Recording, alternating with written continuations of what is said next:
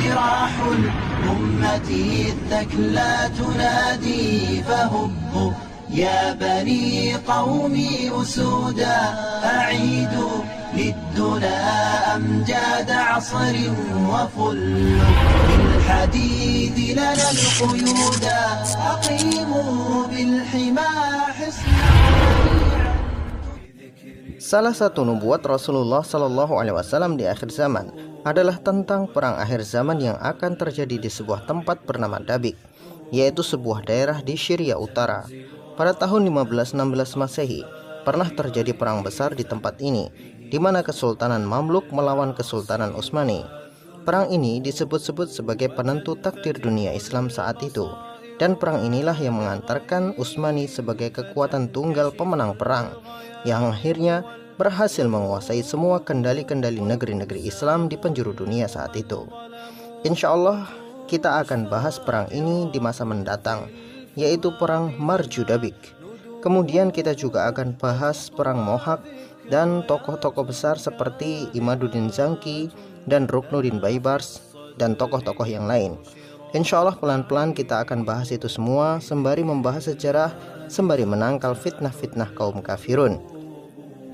Dukungan Anda kepada kami adalah satu kekuatan untuk memperjuangkan kebenaran, hingga pada akhirnya kebatilan akan hilang dan kebenaran akan bersinar seperti mentari di pagi hari. Kembali kepada materi. Setelah dunia ini kembali kepada zaman primitif disebabkan meteor yang menghantam bumi. Meteor ini akan membuat kerusakan berat di muka bumi. Bumi dipenuhi dengan asap dan debu. Bahkan teknologi pun lumpuh karena meteor ini terbuat dari besi, sehingga ia menjadi magnet yang menginduksi seluruh peralatan modern di bumi ini. Peralatan-peralatan canggih yang kita kenal saat ini, pada suatu hari nanti ketika meteor ini jatuh, dan pasti hari itu akan tiba, semuanya tidak akan lagi berfungsi. Kendaraan-kendaraan mewah hanya akan menjadi barang-barang tidak berguna. Peralatan-peralatan modern hanya akan menjadi sampah dan rongsokan. Manusia akan kembali berjalan kaki dan menaiki kuda. Perang tidak lagi menggunakan pistol dan senapan, tetapi kembali pada zaman dahulu dengan pedang bagi mereka yang punya pedang, dengan tongkat dan kayu, serta batu bagi mereka yang tidak punya pedang. Sebab saat itu ketika dunia ini tiba-tiba jatuh menjadi primitif kembali, tidak ada ahli pedang, tidak ada ahli senjata yang hidup. Dunia modern telah membuat manusia hidup dalam kemudahan. Ketika tiba-tiba kemudahan itu hilang, hal yang bisa dilakukan manusia adalah saling berebut untuk bertahan hidup.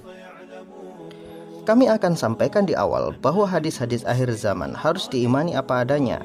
Tidak bisa melihat suatu yang mirip kemudian kita simpulkan bahwa peristiwa itu adalah apa yang dimaksud di dalam hadis. Karena bisa jadi suatu hari nanti di masa mendatang akan ada peristiwa yang lebih mirip lagi dengan hadis-hadis itu. Sebagaimana dalam sebuah hadis ini contohnya. Dari Auf bin Malik, ia berkata, aku pernah menemui Rasulullah SAW ketika terjadi perang Tabuk, dan beliau sedang berada di dalam kemah yang terbuat dari kulit.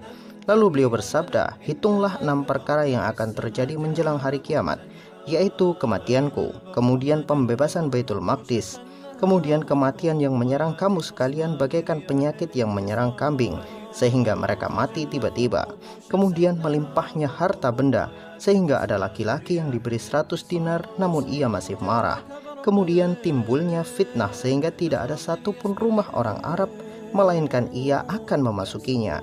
Kemudian perjanjian yang akan berlaku antara kamu sekalian dengan bangsa kulit kuning. Lalu mereka akan mengkhianati perjanjian tersebut, dan mereka akan datang menghadapi kalian di bawah 80 panji perang. Di bawah setiap panji itu terdiri dari 12.000 tentara. Hadis riwayat Bukhari 2940. Coba kita lihat hadis ini. Ada nubuah Rasulullah SAW tentang penaklukan Baitul Maqdis. Dulu orang-orang menyangka bahwa penaklukan Baitul Maqdis ini yang dimaksud di dalam hadis adalah yang terjadi pada masa Umar bin Khattab radhiyallahu anhu.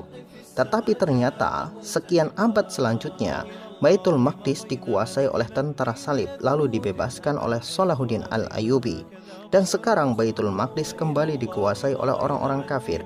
Artinya kejadian-kejadian yang sudah terjadi yang mungkin seolah-olah sama belum tentu adalah maksud di dalam hadis itu, sampai kejadian yang sesungguhnya benar-benar tiba lalu diikuti dengan kejadian-kejadian lain yang menguatkannya. Rasulullah SAW sendiri telah memberikan penjelasan bahwa nanti di akhir zaman kita umat Islam akan berdamai dengan Rom. Lalu kita bersama-sama menumpas musuh yang sama. Lalu terjadi peperangan, terjadi perpecahan di antara kita dan mereka. Lalu mereka menghadapi kita dengan 80 panji dan setiap panji membawa 12.000 tentara. Maka yang akan kita hadapi adalah 12.000 kali 80. Hasilnya adalah 960.000. Jumlah ini bukan jumlah pasti, artinya bisa kurang atau lebih. Dan biasanya kaum kafir itu selalu lebih banyak jumlahnya dari apa yang dihitung. Inilah perang akhir zaman yang Rasulullah SAW nubuahkan kepada kaum muslimin agar mereka bersiap-siap untuk menghadapinya. Ini akan menjadi perang paling besar di muka bumi, juga perang yang paling sadis, karena senjata-senjata yang digunakan pun sangat sederhana. Hal ini sudah kita sampaikan bahwa teknologi hancur saat perang ini terjadi, sehingga orang-orang berperang dengan senjata-senjata manual sama seperti zaman dahulu.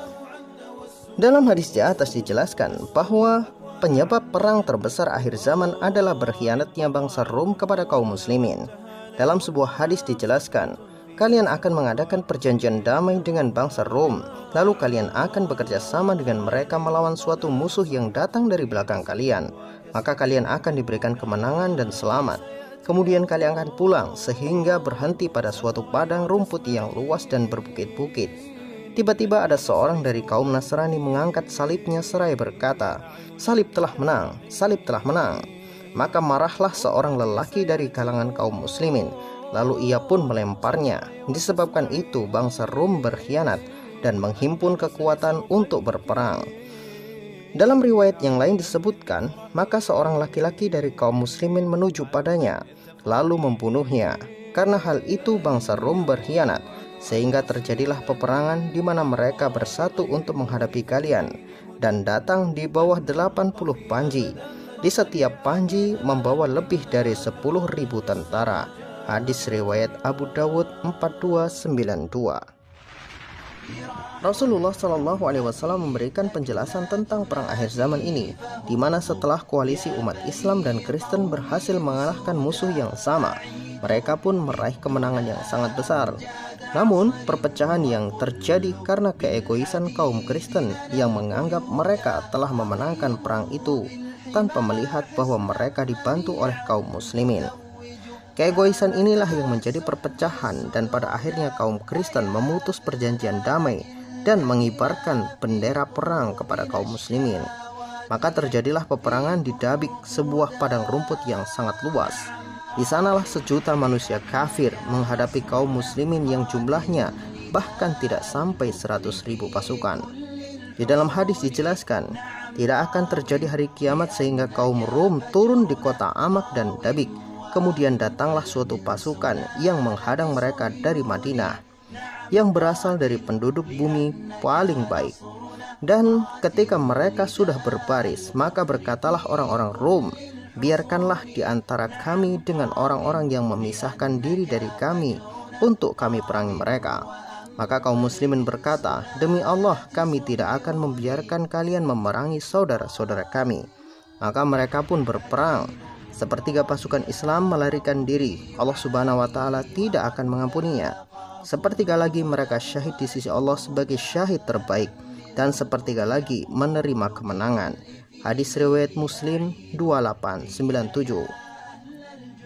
Inilah perang akhir zaman yang Rasulullah SAW gambarkan, sebuah perang yang akan menjadi penentu akhir dari kebenaran dan kebatilan, perang yang akan menjadi pemenang akhirnya berkuasa di bumi sebagai pembawa kedamaian. Mereka adalah umat Islam. Skenario lengkap dari perang akhir zaman ini Anda bisa baca pada hadis riwayat Muslim nomor 2899.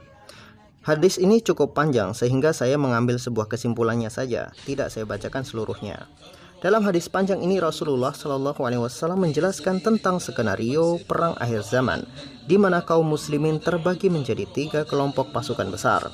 Pasukan pertama mereka lari dari medan tempur dan Allah tidak akan memberikan ampunan bagi mereka. Lalu pasukan yang kedua adalah mereka yang terbunuh seluruhnya sebagai syahid paling mulia di sisi Allah Subhanahu wa taala. Lalu pasukan yang terakhir inilah yang mendapatkan kemenangan. Pasukan terakhir inilah yang Allah berikan sebuah kekuatan yang berbeda dari manusia biasa. Bahkan pasukan Islam membunuh pasukan kafir ini layaknya membabat tanaman. Satu orang mampu membunuh puluhan hingga ratusan orang dengan izin Allah Subhanahu wa taala. Dan pada saat itu siapapun yang menyaksikannya tidak akan bisa percaya kepada matanya sendiri. Sebuah pasukan yang jumlahnya tidak mencapai 100.000 membunuh pasukan yang jumlahnya mencapai 1 juta manusia dalam satu hari saja. Mayat-mayat orang kafir bergelimpangan di mana-mana. Sampai-sampai Rasulullah SAW menggambarkan seekor burung lewat di atasnya. Belum sampai ia menyeberangi mayat-mayat itu, burung itu sudah terjatuh dan mati. Hal ini karena bau busuk bangkai kaum kafirun dan tidak ada yang menguburkannya. Inilah perang akhir zaman yang dijelaskan Rasulullah SAW. Perang ini akan terjadi di Amak sampai kepada Dabik. Dan Dabik adalah tempat terakhir kuburan massal bangkai-bangkai kaum kafirun yang Allah janjikan bagi mereka neraka jahanam. Mereka adalah orang-orang tolim yang selalu berbuat kerusakan di muka bumi ini. Saudara sekalian, semoga kita jika menemui perang ini, kita termasuk dari golongan yang gugur sebagai syahid atau yang meraih kemenangan. Jangan sampai kita menjadi golongan yang kabur sebagai orang-orang yang pengecut. Sebab mereka telah Allah Subhanahu wa taala jamin Allah tidak akan pernah mengampuni taubat mereka. Semoga bermanfaat. Wallahu a'lam bishawab.